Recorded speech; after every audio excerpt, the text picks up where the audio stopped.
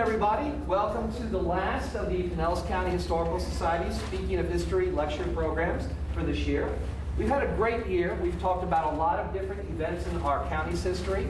And what's been so wonderful this year is we've often had the opportunity to find out what some of our students are doing in terms of research at local universities, especially USF St. Petersburg. Today's program is going to take us back in time, before history to prehistory, to talk about pre-Columbian settlements and the earliest footprints along our shorelines. This is a two-part program, actually. The first part, I'll be talking a little bit about the early prehistory period, and there'll be a lot to cover. We'll be covering thousands of years in 25 to 30 minutes.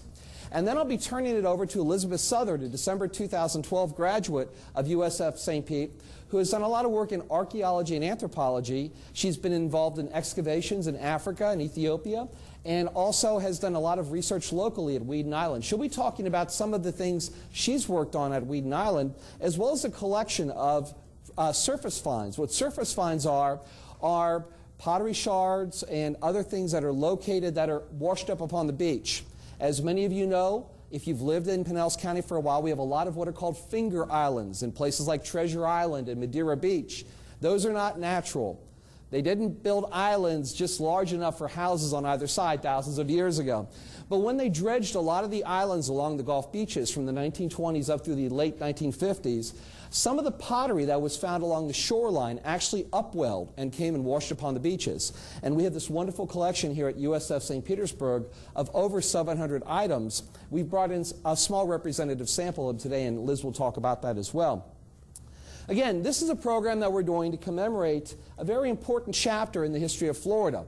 It's Viva 500. It's a statewide initiative, and the effort is really to talk about the long settlement and the long human footprint along the shorelines and coastlines and interior of our beloved Florida.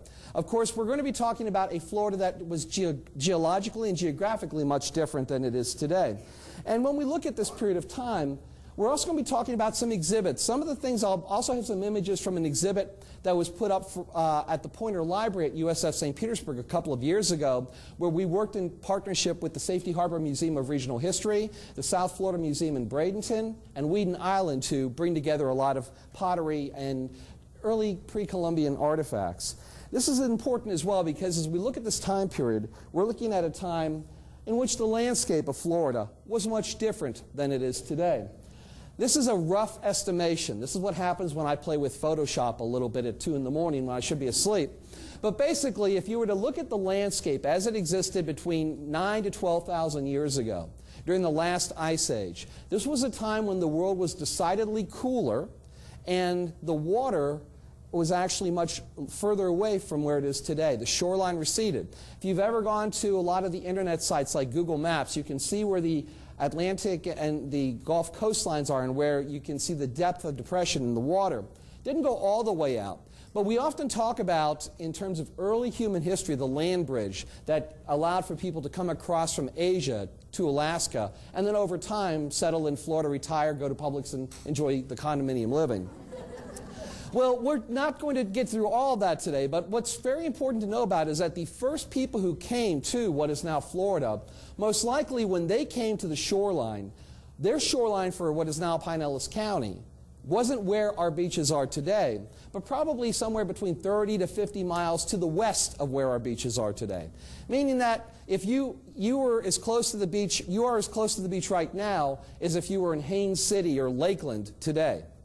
So the shoreline has changed dramatically.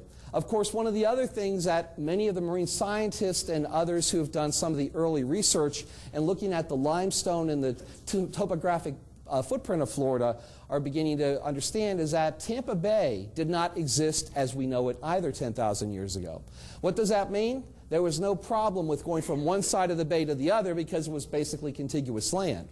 So the waterfront, the shape of Florida, has changed dramatically. Many of the keys were actually interconnected. What does that also mean? It means that if we were to go to the earliest sites of where humans interacted with the shoreline to find some evidence of their existence, we'd have to troll out about 40 to 50 miles into the Gulf of Mexico, get on go to Tarpon Springs and borrow one of the sponge divers' hats and dig pretty deep into the silt, and we're not going to find much of anything. So that early evidence is really difficult to find. What you see happening over time is that some of the animals that you found here, of course panthers were more notable thousands of years ago, but we also had things such as mastodons, deer, possums. The landscape was different. In terms of the terrain, the types of trees that we often associate with the landscape have also changed over time. What happens is that the sea levels begin to rise slowly and incrementally as the Ice Age comes to an end, and with that you begin to see settlements start to take shape. Most of the earliest peoples who came to the Pinellas Peninsula, however, and this is, I'll be showing some images from this exhibit of both stone tools and shell tools over the next few moments. Most of the earliest people who came to this area were what we would consider to be nomadic. Now, we all know what sedentary is today. It means you've either discovered your cell phone, the internet, or the remote control on your television. What sedentary means to an anthropologist, however, is a little different. It means that they stay in an area for a period of time. They develop some sense of culture. They have a place that they call home. They don't go to closings and sign their lives away with thousands of documents, and they don't know metes and bounds the way that we do today.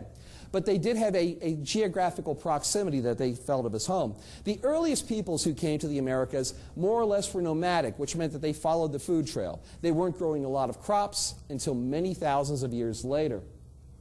And what they did is they took the things from the earth that were readily available, such as lithics or stone tools and shell tools, and used them for very utilitarian purposes, because this is what they would use to sustain themselves when they hunted. This is actually one of the shell tools that we have in the exhibit, and I believe this is actually the one that we have in this display today. We have a couple of them, actually. Of course, we all know from our rich understanding of local history that mounds are an important part of the local landscape during the earliest years. But let's go back a little bit before then and just take a quick, very quick, and abbreviated walk through the history of human settlement in what is sometimes called the prehistoric period. The first period that a lot of anthropologists and archaeologists talk about is what is known as the early Archaic period. This is a period that runs from approximately 6,000 BCE or 6,000 BC to 5,000 BCE. So in other words, it's about 6,000 to 8,000 years ago. It's a long time ago. It's a time when you begin to see the earliest attempts at using things such as the stone tools and shell tools that I showed. It's also a time where, again, the settlements tended to be very provisional, very limited in their skills, and you don't see much pottery at all, if any, because they're more or less just trying to survive on the will of the land. The Middle Archaic period is the next major period of time, and this runs from about 5,000 BCE to 2,000 BCE. So in other words, about 4,000 to 7,000 years ago. And again, these are ballpark dates. And different areas of North America will date settlement periods in different times. And there are some who would speculate that the first humans came here much earlier than the times I'm giving. A lot of it's still up in the air, and we're still trying our best. And with the technology that we now have, with dating, carbon dating and other types of tools, we're able to do a much better job. What you begin to see during this time, however, are the beginnings of settlements along bodies of water. Of course, the most logical places were Tampa Bay and Boca Ciega Bay. Many of you who've lived in St. Petersburg for a long time know that there used to be a hospital that is today called Bayfront Medical Center that was called Mound Park. It wasn't just given that name out of the blue. There actually was a fairly large shell mound. This would be along the intersection around 7th Avenue South and about 8th Street in that general area. And a little later on, the first public hospital, the first notable hospital really in South County, Augusta Memorial, was built alongside of that along that mound. And this is a postcard rendition from probably around 1918 to 1922. This is a then and now view. So again, what it looks like about 90 or 95 years ago, and a view of the general area and the general landscape as it looks today, right by the Bayfront Medical Center's complex. There were mounds throughout the lower peninsula and the upper Pinellas Peninsula, and they were very notable. Not all of them were as tall as this mound. This was a mound that was somewhere along Bayboro Harbor. For those of you who've ever been to the Dolly Museum or Bayfront Center or Albert Whitted Airport, those three places I've just mentioned, most of the USF campus in St. Petersburg, that entire time that you're standing on the ground, and I'll throw the Vinoy in for good measure, you're actually standing where 100+ years ago your ankles would be wet all the time because that had all been dredged out. If you've ever driven up Beach Drive north of the Vinoy and wondered why there's no beach to be found, It's because all the lands to the east of that were dredged out.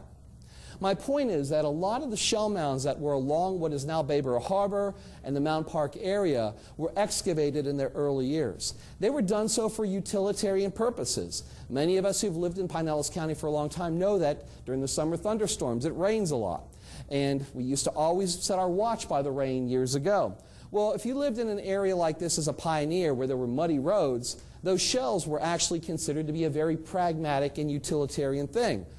You can still visit Indian mounds in St. Petersburg. All you have to do is drive along the original downtown streets and you're driving over some of the remnants of the shell mounds that once were.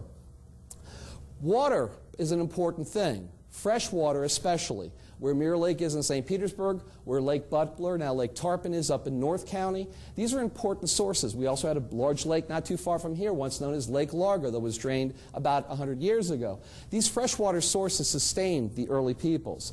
We could take a little walk along Booker Creek, as it looks today by Tropicana Field, to the other side of the parking lot, down by 5th Avenue South by the Campbell Park Elementary. We can then go down by Roser Park. This is a 1927 image or thereabout. You could take an image at about the same spot today because the homes are more or less in the same condition. You could even go under Thrill Hill, which is along 3rd Street South in the Salt Creek area of St. Petersburg, and over to Turtle Craw Point, which is a place that is part of the county park system. If you've ever been to War Veterans Memorial Park, a tract of parkland that was deeded over from the federal government for use as a park in the early 1970s. There's a picnic shelter that just kind of is right on the spit of kind of the southernmost point where you can see Long Bayou, you can look across to Johns Pass and all these other areas. That was another very notable settlement. It was called Turtle Craw Point because in the early years they actually had cages where the turtles were captured. Johns Pass, of course, that you see off in the distance here, doesn't even exist until 1848 in that location. There were small passes before then, but that pass came much later. So what happens is in the period of really from about 2000 BC up until about the first couple of hundred years after the birth of Christ, or 1 to 200 AD, is you're seeing some transitions take place. You're seeing the development of more pottery. There's a period that really runs from about 1200 BC to 500 BC, known as the early woodland period, or the Florida transitional period. And it's during this period that you're beginning to see more types of stylistic pottery. You're also seeing more types of ornamental elements within the pottery. What does this signal to us? Well, what this might mean is that they are becoming more sedentary, that they're beginning to associate themselves with a more fixed location. That doesn't mean they didn't move, but it meant that when they did find a place, such as along Booker Creek, such as along the areas near Coffee Pot Bayou, or down by where 54th Avenue South and US 19, near where Eckerd is today, was another very notable site, that they tended to stay there in the Maximo area for periods of time. There are some very notable settlements that you'll see that begin to develop, and again, some like Yakitichi, which I can never pronounce properly. This is actually near the St. Pete Clearwater Airport. Some of the materials that we have in this collection actually came to us from a man named Butch Evans. Butch did not dig inappropriately, and at the time he was looking at these surface finds in the 1950s, he was walking along the beaches and collecting them like seashells. Some of them that he collected were actually along the area which is near where St. Pete Clearwater Airport is in Tampa Bay, but also when you drive onto the Howard Franklin Bridge over on the Tampa side of the bay, just between where the bridge is and toward the airport, that area during low tide became an incredibly ripe area for a lot of pottery because, again, you saw that the settlements tended to focus in areas such as this. So you're seeing, again, notable developments of people during this woodland period. One place that's very important is Weeden Island. Weeden Island has great record of human history. There also is some tragedy. There's a tragic story in the early 20th century, and we'll get to that a little later on today. Weeden Island is a place where you began to see a number of mounds develop as well. And again, if you've ever been to Weeden Island, you know for a fact that it's a place that is somewhat remote. And a lot of, as remote as it appears today, there is a lot of evidence of human work in the Weeden Island area. For example, you might, if you've ever been there, notice that there are certain like waves and channels where it looks like the land had been moved around a little bit. During the 1940s and 50s, they did a lot of mosquito abatement activities out there. During a period in the 1920s, they actually had a landing field, and one of the first airports in St. Petersburg was out there, Sky Harbor Airport. So the image that we often associate of Weeden Island being a remote place with mangroves far away from human settlement is not always so accurate. In fact, when you look at the transition that takes place in Weeden Island, one of the things to note is you're looking at a place where this was a safe harbor for a lot of the native peoples who were looking for protection, because to get back into these mangroves, you would be able to pretty much hide from any adversaries that you have. And again, Weeden Island is a preserve that is open to the public, and again, if you have never been out there, please do get out there sometime. It's a great place to go. A couple of years ago, there was an excavation of a canoe, and this image and the next one after it are from Pinellas County Communications, where they had found one of the early canoes that probably dates about 1,000 years, that was found deep in the muck. There was another canoe that was found years ago in one of the lakes in St. Petersburg that is in part of the St. Pete Museum of History's collection. So there are these little elements, and this is actually an image of some of the work of carefully trying to extract this. Now, of course, wood has carbon in it. Anything with carbon can deteriorate. So just taking this out of its home is exposing it to the possibility of further damage. So they have to be incredibly gentle whenever they do excavations. It's a process that sometimes to move an inch takes a mile's worth of effort. The other thing that you begin to see happening is that some of the mounds in other parts of the county, and again, Safety Harbor is a great place to talk about for just a moment, are evidence of some of the later cultures. The Weeden Island culture is one notable culture that comes to Florida and shapes not only life in the immediate Tampa Bay area, but is a name given to a lifestyle of many natives in what is now the southeastern United States. The Safety Harbor culture is another important culture that gets its names from the local area, but really represents native lifestyles and patterns that exist far up and around. The Tocobaga Indians are very noted in this region, and during the period sometimes known as the Mississippian period or the Safety Harbor period, this is a period that really happens just before the early contact, before the first Europeans come to what is now Florida. This is a time when you see, again, a growing level of ornamental work and pottery. These are some pottery relics that were from the Safety Harbor Museum of History's collection that we had at an exhibit a couple of years ago. This is a reconstructed bowl from that exhibit as well. And as late as just a few years ago, again with the courtesy of Pinellas County Communications, some arrowheads and other types of materials have been found in just some of the strangest places in the Safety Harbor area. So there's a lot. One of the things to remember is that if you were to turn back the hands of time, not 500 years, but just 100 years, Pinellas Peninsula had a lot more lakes than it does today. Freshwater lakes were all up and down the peninsula, so that fresh bodies of water were everywhere. Near those bodies of water, these people congregated. And that's why sometimes people might dig in their backyard and find something. They might also find that the land's a little bit mucky, and it's because they might have had their home put on the side of a former lake. Of course, another place you have to go to if you get up to North County is Philippi Park, part of our beautiful county park system. It's actually the first county park that Pinellas County established. And it's on the site of a former plantation that Odette Philippi, one of the early cigar makers of Tampa from the 1820s, came over. He got tired of the traffic in Tampa in the 1820s, 1830s, and he establishes this plantation, Santa Helena, out there. But the most important thing to know about Philippi Park is it's also evidence of Pre-Columbian presence. This is looking at the mound that you'll see there from the old Tampa Bay side. And the county did this not to desecrate this mound. A lot of people say, why did the county put all these bricks? Because you can climb upstairs. Actually, the mound had been severely damaged in the 1848 hurricane.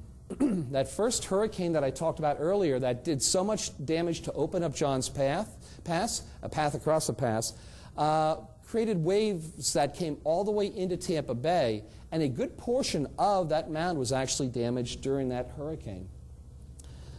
Humans have also had their footprint in some of this. The island that we call Tierra Verde today was actually a composite of a number of islands that were established and existed in the 1950s, 1940s.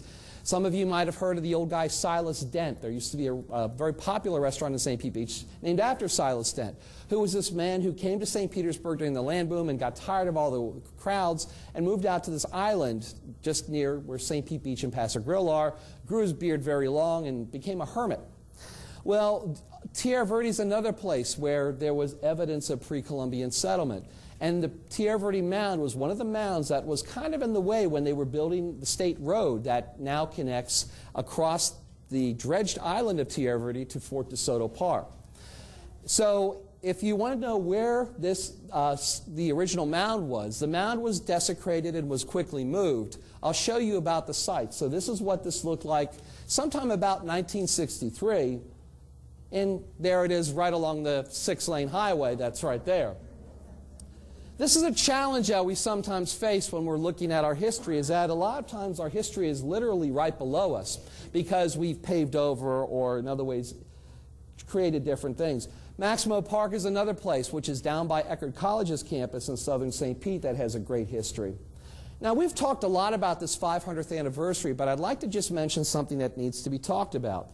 As we all know, Juan Ponce was not the first European to come to North America, that we had Viking voyages that came much earlier. And their exact location of some of them and some of the places where they landed upon is still up for speculation and debate. How far did they get? Did they get down as far as Massachusetts? Did they get down to New Jersey? We're not exactly sure about everything. But one of the things we do know is that their presence was not as long, and it didn't have the same profound effect of the presence of the Spanish explorations. So I'd like to talk a little bit about this first contact and put this into the framework before I turn it over to Liz for a few moments. Of course, Juan Ponce, here's a rendition of him. There are really no photographs because, of course, they didn't have cameras years and years ago. But there are no accurate representations of him, so different drawings of him exist at different times. Juan Ponce came to Florida as a conquistador. His purpose was to find lands for the crown of Spain. His first arrival in April of 1513 was not along the west coast of Florida, it was along the east coast. The exact location remains up for debate. Some say that he went as far as St. Augustine. Most have discounted that. There might be a lot of things named for Ponce de Leon in St. Augustine, but he never really went there. He probably landed somewhere along the Melbourne area, that area right along the Brevard County Indian River. This is one of the first, if not the first, maps of the Gulf of Mexico. And what happened is in 1517 and 1518, Spain wanted to know, because they were still wondering, when Columbus arrived in the New World, how far, what were we still just a few steps away from India and China and Japan? They didn't know what the western boundaries were. So they actually, from Jamaica, dispatched out, and this would be Jamaica right here, dispatched out an expedition to go all the way up along the coastline in the late 15-teens, 1518, 1519, it was organized. And up in the upper center corner, you'll see a little bump, which is where the Pinellas Peninsula would be. This is the first map, if you will, that I know of the Tampa Bay area.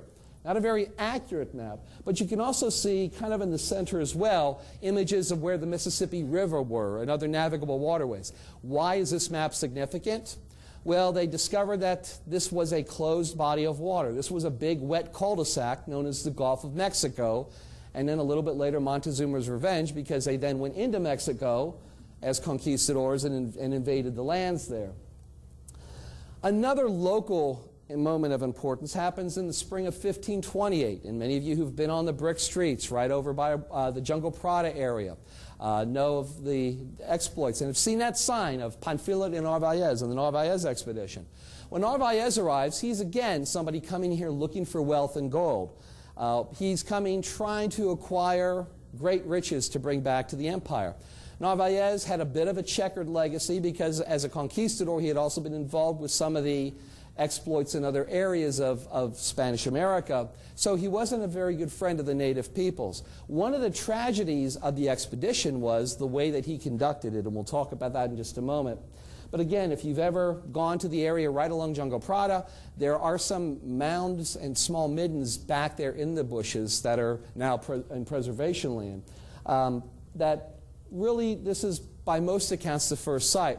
There has also been some speculation that Narvaez and his crew may have sailed up the narrows of Boca Ciega Bay and maybe landed along the bluffs near Clearwater Harbor.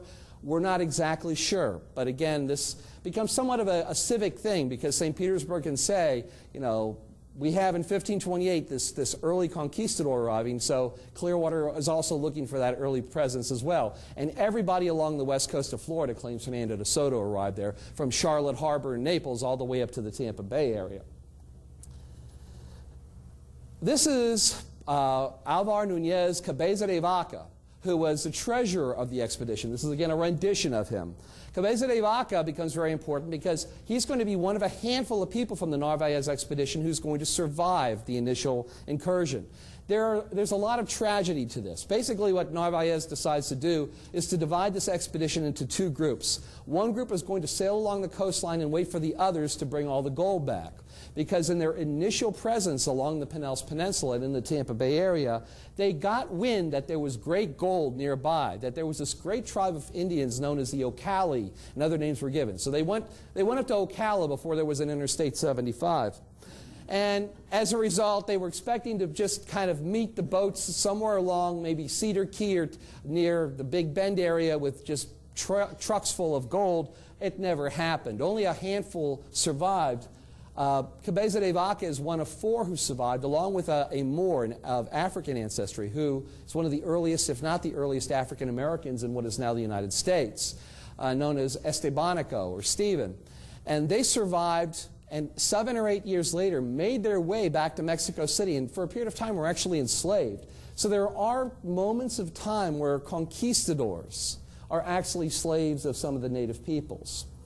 The thing to know as well is that as this time moves forward, Hernando de Soto, of course, is a person that gets a lot of credit. 1539, Hernando de Soto arrives, and one of the most amazing moments in his first encounter with La Florida, whether it happened in Manatee or Hillsborough County, we don't care, was this. Shortly after the Narvaez expedition in 1528, there was a moment of time where, after the expedition failed, the boat sailed back to Cuba. As I tell students under the age of 40, they didn't have cell phones, they couldn't call 911. So the boats get back to Cuba. They need to try to find what happened to this large party. This is a party of hundreds of people. So they send a search party to come in to try to figure things out. Well, that search party disappears as well. So approximately 11 years later, from 1528 to 1539, when Hernando de Soto arrives, who does he encounter? But this one member among the native peoples who went by the name Juan Ortiz. Now, when did the natives start naming their kids Juan? They never did. But Juan has this great story to tell. And again, this is embellished a little over time, but what you're going to find is that the embellishment isn't so bad locally as what happens elsewhere. Tell me if this sounds familiar. Now remember, this is before there was anything called Virginia. Juan Ortiz was captured by one of the local native leaders who summarily put to death every person in this expedition. But the daughter and perhaps the wife of this chief both pled to save Juan Ortiz's life. Long before Pocahontas was a twinkle in her daddy's eye, we have the first Pocahontas legend, and it actually comes out of the Tampa Bay area. So what you really see happening, oh, and by the way, a little bit later, long before the 1620s, which is important for Massachusetts history, there were moments where Spaniards and natives did have a fall festival. We sometimes call things like that Thanksgiving. Those things actually happened here long before the Thanksgivings that we think of as being part of the celebration of New England. The renditions that you see, these are actually credited to be Jacques Lemoyne renditions. Lemoyne was a member of the French Huguenot expeditions of around the mouth of the St. John's and Jacksonville area in the 1560s. They came and took these very Europeanized images of what the Indians might have looked like. And when you're really looking at that, the Jacques Lemoyne expedition is also going to bring this gentleman, Pedro Menendez de Avalos, to Florida. Because something happens in Europe. As we all know, the Kingdom of Spain, after the Reconquista of 1492, the expulsion of the Moors, becomes a strong Catholic kingdom under the Catholic Church. We all know that in the early 1500s, a man named Martin Luther starts to question things within the Catholic Church, and during the 1520s through the 1560s is a period of much consternation and bloodshed known as the Reformation, the Protestant Reformation. So when French Protestants come to Spanish Florida, Pedro Menendez's job is to get them out. He does it successfully. September of 1565, St. Augustine is established. And by the way, St. Augustine is named after a Catholic saint, St. Augustine. Let's come up to the present really quickly before I turn it over to Elizabeth to talk about her work. The island that is known as Wheaton Island is named for Dr. Leslie Wheaton, who was a local physician in Tampa who bought the island. There's a little bit of a modern tragedy. We all know that George Gandy built the first bridge across Tampa Bay, the Gandy Bridge. It was a private endeavor. This is Mr. Gandy, Dad Gandy, watching the dredging. If you've ever driven past Derby Lane on the Gandy Bridge, you're driving on dredged land. That finger-long spit all the way out into the bay is not a natural endeavor. Well, the money man for this enterprise, the person who was the financier for Mr. Gandy, was a man named Eugene Elliott, E.M. Elliott. Mr. Elliott's job was to help raise funds. Mr. Elliott also, realizing that Gandy's Bridge would be the entryway into St. Petersburg when it opened in the mid-1920s, the quickest way in. 4th Street became the main thoroughfare once it's opened. He looks back and says, I think I'll buy this land from Dr. Wheaton, and he offers Dr. Wheaton a good price. He then decides he wants to develop this Wheaton Island area as not as a preserve, but as a place where you could buy very luxurious homes. So he does this really interesting thing as the Gandy Bridge opens in 1924. E.M. Elliott gets some pottery of non-local provenance. In other words, he goes and gets pottery from somewhere else. It didn't say made in China, but it could have. He gets some bones and other things, and he salts the mine. He basically puts these non-original pottery pieces all around Wheaton Island. Then he calls a man named Jesse Walter Fuchs at the Smithsonian, who was the most notable ethnologist of his day. An ethnologist, the person who would go and look at pre-Columbian and early contact and try to figure stuff out. Well, Fuchs looks at this stuff and knows it's not right, but then he digs a little deeper, and what he finds is a treasure trove. And that's one of the reasons that Wheaton Island was later able to be preserved.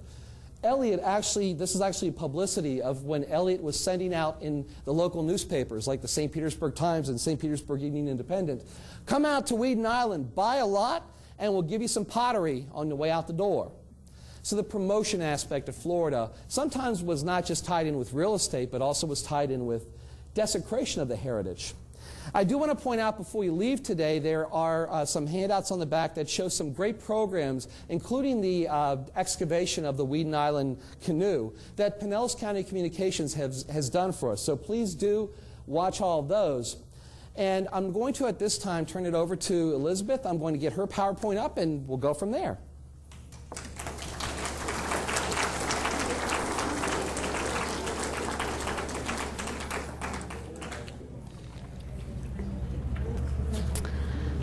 Good afternoon. Today I'm going to be discussing 2 research projects that I've had the privilege to work on. The first project that I would like to tell you guys about is the Butch Evans collection, which Jim mentioned a little earlier. I would like to tell y'all how I got involved with this project. For my 2012 semester, I was taking a Florida history class, and I have a very strong interest in archaeology, so I kind of wanted to tie that into a paper that I was writing for the professor. So he instructed me to go and speak with Jim, who is in charge of our special collections section in our library. And Jim, well, when I walked in the door, I see this, which is basically 3 tables, probably twice as big as these are here, covered in artifacts with pieces of paper with lots of information on them. And the first thing I thought to myself was, Liz, whatever you do not sneeze and do not bump into the table. But after that, we got together and we started to try to figure out what we could do with this collection that could be used not only for students, but also for the general public. And what we've decided is that I'm going to work on cataloging these artifacts, photographing the individuals, and as well trying to provide some sort of more detailed information about them, as far as, lithic material, different types of pottery, and all that kind of stuff. This is a map that shows all the mounds actually in the St. Petersburg area, or most of them, and then I've put little stars next to the sites that Butch collected from. The assemblage, there are 783 artifacts that make up this assemblage. The dates range from all the way back to possibly 10,000 years ago up until the contact period. The majority of these artifacts are associated with the Minnesota, Weeden Island, Crystal River, and the Safety Harbor cultures. Then when I break down the assemblage more, we have fossilized fauna material, lithics, worked shell, worked bone, and pottery sherds. This is a picture of the fossilized molar that we believe is either from a mastodon or a mammoth. That's not really my area of expertise, so at this point we're just going to leave it at that big broad category. But if you guys want, after the presentation is done, you can come up and see it. We brought it along with us today. The next slide is about lithics. For our collection, we only have the one knife blade, and then these are flakes, which would have been basically like the debitage. It's the material that comes off while the person is creating the blade, and that's the raw material that comes off. These are examples of some worked shell artifacts. And I should preface this with possible artifacts, because these breaks can also occur naturally in the wild, which I've seen through the next research that I'll be talking about. But we have a shell hammer here, a shell net weight that would have been used to dangle at the bottom so that when fish would swim, they would be able to corral them in. And then we have a Busicon drill and a shell scraper that would have been used to process hides. These are two examples of hairpins, and hopefully you can see them, but you can see how intricately engraved the one on the left is, and the one on the right has also been intricately carved. Here are examples of some of the decorated pottery sherds that are in the collection. I unfortunately have not been able to identify all of them yet, but I did want to show the variety that is found within this assemblage. At the top left, we have Safety Harbor incised. At the bottom, I have Pinellas incised. These two on the side here are a pinched variety, most likely from Pinellas. And then up top is the Carabel punctated. Here are examples of some of the undecorated pottery. And with the undecorated pottery in this area, it's really difficult to basically assign it with a time period. They use sand-tempered and limestone-tempered pottery throughout most of the cultures that were in this area. So trying to define which is which, I'm still kind of training my eye for it, as you can see in this picture. My next research project that I want to tell you guys about is harvesting the bay subsistence at Weeden Island. This is a student-based research project with the University of South Florida, St. Petersburg. A group of students that participated in Dr. John Arthur's 2011 Archaeological Method and Theory class got together and wanted to find out more about the site and really look at the material that we excavated and try and find some information that led to more substantial and meaningful, I guess, information about the people that live there.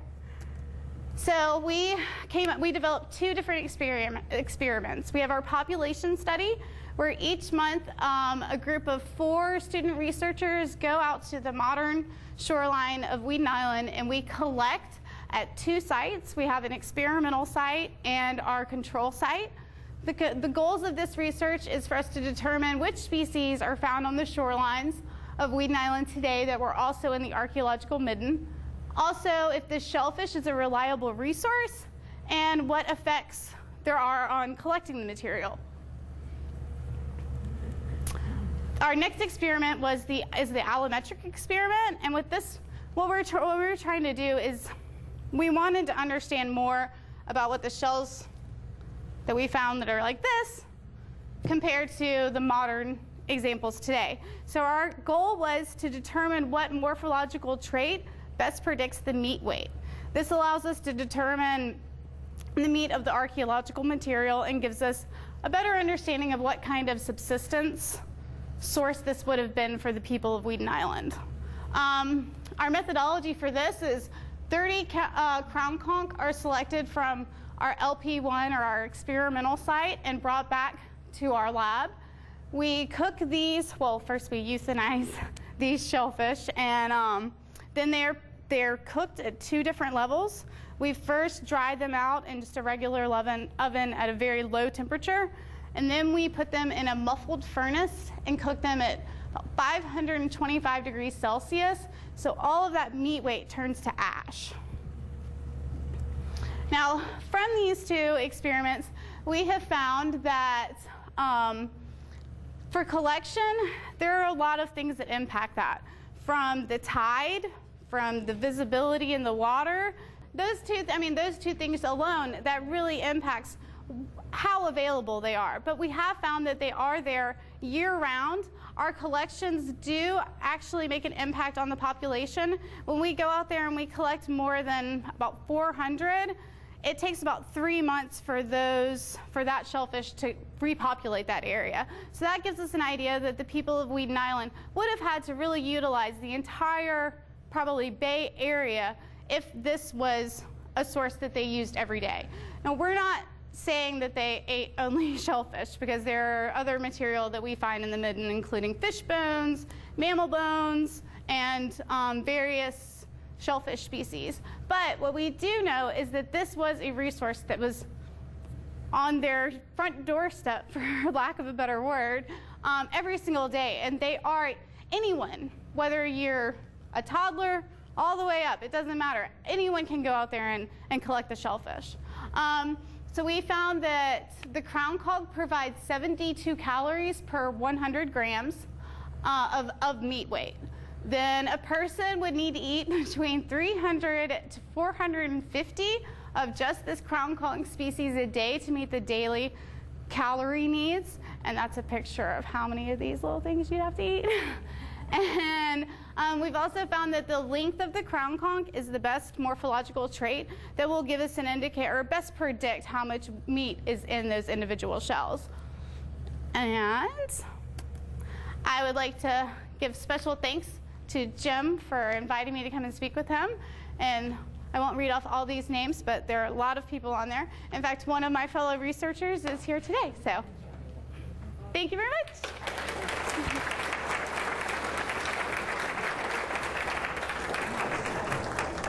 Thank you, Elizabeth. And again, we've covered a lot of history. And what's nice about the conversation today is I was trying to talk a little bit from the historical side, but there is actual laboratory work that is going on locally to try to understand human population and really the dietary needs of people when the first Shell's restaurants were opened more than 500 years ago. We do have time for questions. If anyone does have any, we'd be happy to entertain any questions that you have. Yes?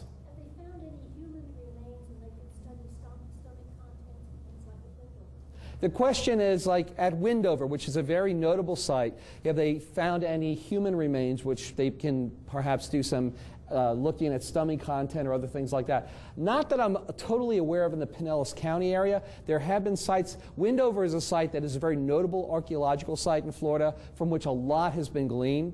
I don't know of anything in this area that is quite on that level, but I'll let Liz take it from here. Actually, at Weeden Island, recently, Dr. Rob Tykott at the University of South Florida Tampa campus, he does this, and I'm not even going to try and tell you the full name of it, but I know it's XRF research, or XRF or XFR, one of the two. But what it is it's an X-ray gun that can zap bone material, obsidian, different resources that you find in the archaeological record. And he actually tested some bones that were found at Weeden Island from the Fuchs excavation that Jim mentioned earlier. And it does show evidence that the marine resources and food are the predominant ones that they ate in this area. So, but as far as we can tell, because the Spaniards didn't say anything about farming. Right. The Spaniards didn't say anything about farming. There was, the question again was about Spaniards not really saying anything about farming, and the early records are fairly sketchy that what the Spaniards did document because they're really looking more for gold. But the larger issue is, did they farm? They did farm on the Florida Peninsula. I mean, maize or corn does make it here. It makes it here sometime, and this is a speculation, around 1000 AD. So you do see some evidence of cultivation of crops. What you do not see are many of the crops that we would consider to be indigenous to Florida today, and I'll follow up on that in just a moment. But basically, there was some farming. What many have speculated is that those native populations who lived right along and close to the water would have had a diet largely of seafood, of conchs. They would have had deer or others that were other types of mammals that were nearby, whereas the native populations in the interior of Florida, their diets would have been a little bit different, and they may have done some more harvesting of crops. Again, the major crop that I'm talking about that we associate with Florida, citrus, that actually comes from Asia through the Spaniards. So you do not see any oranges or grapefruit or any citrus products here in North America prior to the arrival of the Spaniards. Nor do you see amber waves of grain such as wheat in much of America.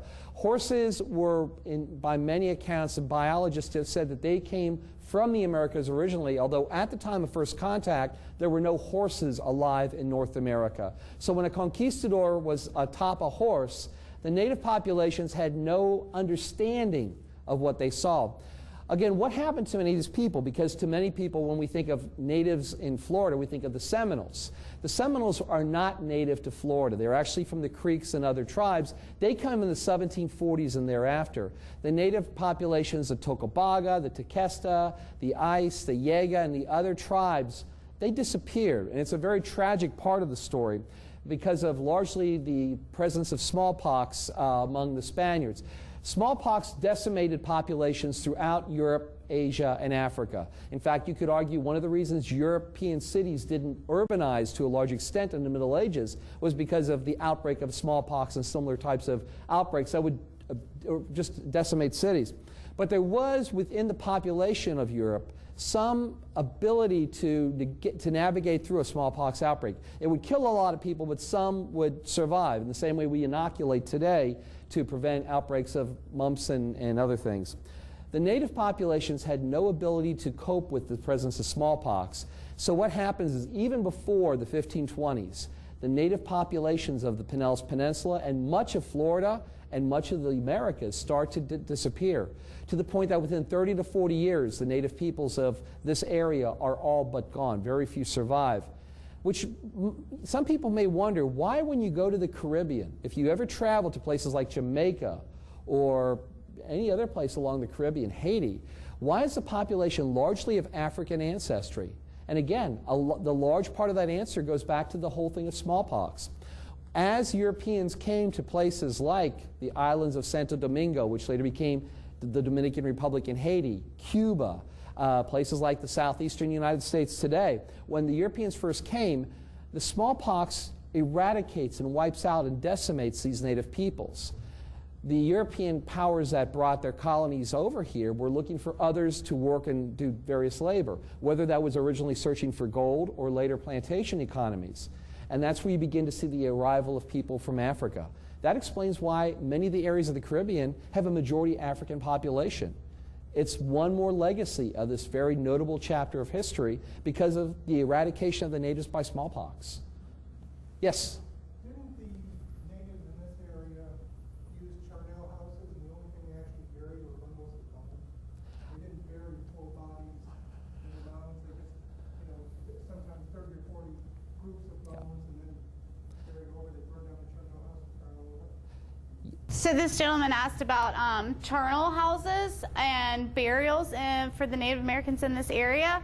As far as I know, we have not found evidence of a charnel house in the Tampa Bay area, but we do, the burials that are associated, at least with the Weeden Island mound, they were actually in both the bundle and flex position, but primarily the bundle.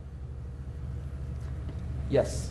In mentioned obsidian. It got me thinking about trade because I don't think we had volcanic activity in Florida at that time. So I was thinking of Clovis points and obsidian. Did you find any of those? No, ma'am, no. And as far as I know, I don't think that there really have been any finds of, at least of obsidian. And I think there might have been a Clovis point at a Panhandle site, Maybe. but don't Maybe. quote me on that. So they didn't do too much trade with the natives of the Midwest and the Northeast. Not that we know of. Not in this area, although this is a great question. The question was about obsidian and Clovis and whether it has been found locally. There is some evidence. Again, one of the things that we have to be really careful of is to give the impression that before the Spaniards arrived, there was no trade that took place, as if the native populations were discrete units amongst themselves that never interacted with one another. There is, for example, some evidence in North Florida of pottery of provenance from far away from Florida that has been traded. So trade networks did exist over time.